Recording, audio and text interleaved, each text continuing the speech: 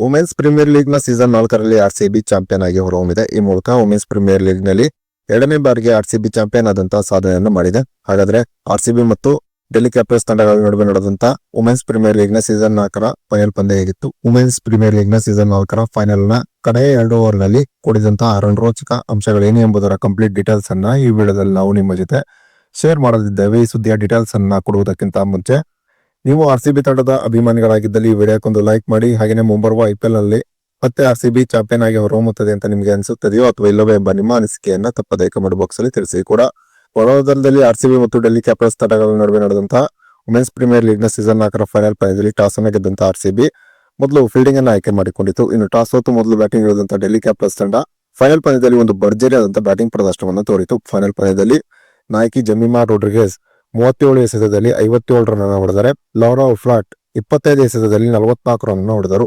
ಇನ್ನು ಲಿಜಾಲಿ 30 ಎಸೆತದಲ್ಲಿ 37 ರನ್ ಹೊಡೆದರೆ ಕಡೆಯಲ್ಲಿ ಶಿನೆಲ್ ಹೆನ್ರಿ ಕೇವಲ 15 ಎಸೆತದಲ್ಲಿ ಸ್ಫೋಟಕ ಅಜೇಯ 35 ರನ್ಗಳನ್ನು ಹೊಡೆದರು. ಹೀಗೆ ಡೆಲ್ಲಿ ಕ್ಯಾಪಿಟಲ್ಸ್ ತಂಡ ಫೈನಲ್ ಆರ್ಸಿಬಿ ಎದುರು ಒಂದು ಭರ್ಜರಿ ಬ್ಯಾಟಿಂಗ್ ಪ್ರದರ್ಶನವನ್ನು ತೋರುವುದರ ಮೂಲಕ ನಿಗದಿತ 20 ಓವರ್ಗಳಲ್ಲಿ 4 ವಿಕೆಟ್ ಅನ್ನು ಕಳೆದುಕೊಂಡು 203 ರನ್ಗಳ ಒಂದು ಬೃಹತ್ ಮೊತ್ತವನ್ನು ಪೇರಿಸಿತು.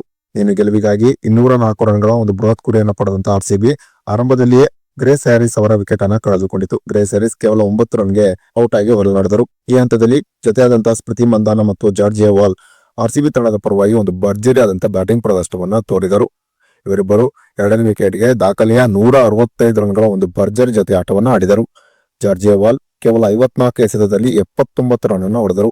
ಇನ್ನು ನಾಯಕಿ ಸ್ಮೃತಿ ಮಂದಾನ 41 ಎಸೆತದಲ್ಲಿ 87 ರನ್ ಅನ್ನು ಹೊಡೆದರು.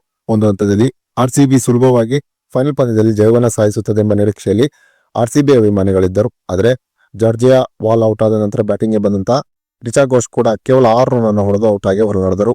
ಕಡೆಯ 2 ಓವರ್ ನಲ್ಲಿ ಆರ್ಸಿಬಿ ತಂಡಕ್ಕೆ 18 ರನ್ಗಳ ಅವಶ್ಯಕತೆ ಇತ್ತು. ಈ ಹಂತದಲ್ಲಿ ಇನ್ನೂ ಕೂಡ ಸ್ಮೃತಿ ಮಂದಾನ ಆರ್ಸಿಬಿ ತಂಡದ ಪರವಾಗಿ ಬ್ಯಾಟಿಂಗ್ ಮಾಡುತ್ತಿದ್ದರಿಂದ ಖಂಡಿತವಾಗಿಯೂ ಆರ್ಸಿಬಿ ಗೆಲುವನ್ನ ಕಾಣಬಹುದೆಂಬ ನಿರೀಕ್ಷೆಯಲ್ಲಿ ಆರ್ಸಿಬಿ ಅಭಿಮಾನಿಗಳಿದ್ದರು.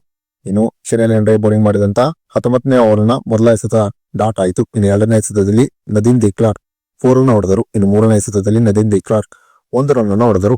ಹೀಗಾಗಿ ಆರ್ಸಿಬಿ ತಂಡಕ್ಕೆ 9 ಎಸೆತದಲ್ಲಿ 14 ರನ್ಗಳ ಅವಶ್ಯಕತೆ ಇತ್ತು.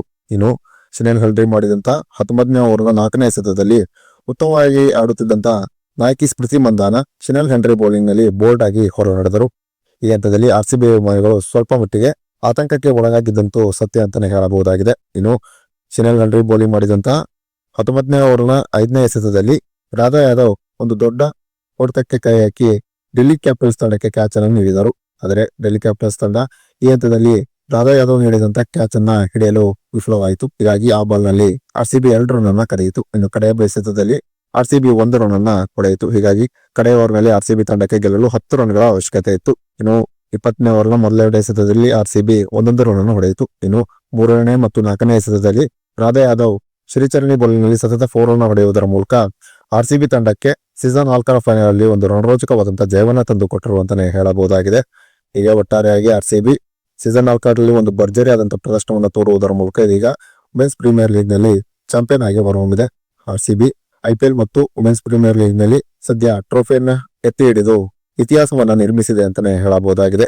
ಇನ್ನು ವುಮೆನ್ಸ್ ಪ್ರೀಮಿಯರ್ ಲೀಗ್ ನಲ್ಲಿ ಈ ಬಾರಿ ಆರ್ಸಿಬಿ ತೋರಿದಂತ ಒಂದು ಭರ್ಜರಿ ಪ್ರದರ್ಶನದ ಬಗ್ಗೆ ನಿಮ್ಮ ಅನಿಸಿಕೆ ಅಭಿಪ್ರಾಯವನ್ನ ತಪ್ಪದೇ ಕಮೆಂಟ್ ಬಾಕ್ಸ್ ಅಲ್ಲಿ ತಿಳಿಸಿ.